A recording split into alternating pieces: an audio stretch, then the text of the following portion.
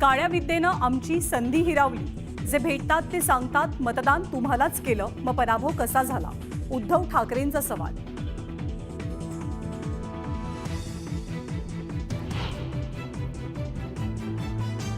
आमदार मिलिंद नार्वेकर, सुभाष देसाई आणि अंबादास दानवेंनी घेतली मुख्यमंत्री देवेंद्र फडणवीसांची भेट। बाळासाहेब ठाकरेंच्या स्मारकाचे अध्यक्ष न बदलण्याची ठाकरेंच्या नेत्यांची मागणी, पण भेटीच्या टायमिंगमुळे चर्चांना उधाण।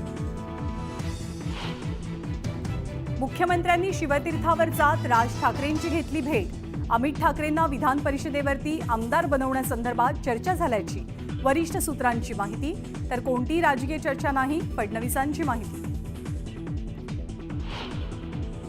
सरकारमध्ये आपण मंत्री असताना नवीन पक्ष का काढेन?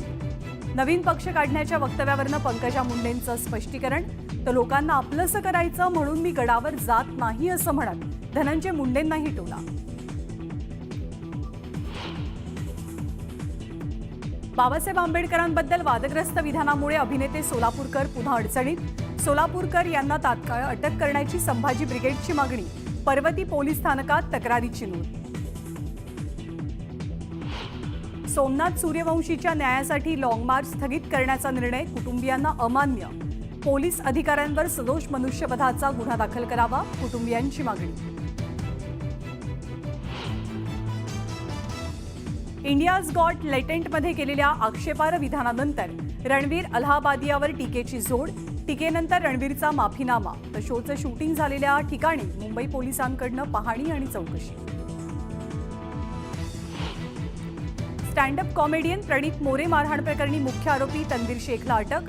2 फेब्रुवारीला सोलापूरमध्ये झाली होती बेदम मारहाण। ममता कुलकर्णीनं महामंडलेश्वर पद सोडलं। कुंभमेळ्यात गेलेल्या ममताला महामंडलेश्वर पद दिल्यामुळे झाला होता मोठा वाद। राज्यातील सोयाबीन उत्पादकांना केंद्र सरकारचा मोठा दिलासा। सोयाबीनच्या खरेदीला 24 दिवसांची मुदतवाढ। राज्यात उद्यापासून 12वीची परीक्षा, तब्बल 15,05,000 विद्यार्थी परीक्षा देणार। कॉपीमुक्त परीक्षेसाठी भरारी पथकही सज्ज।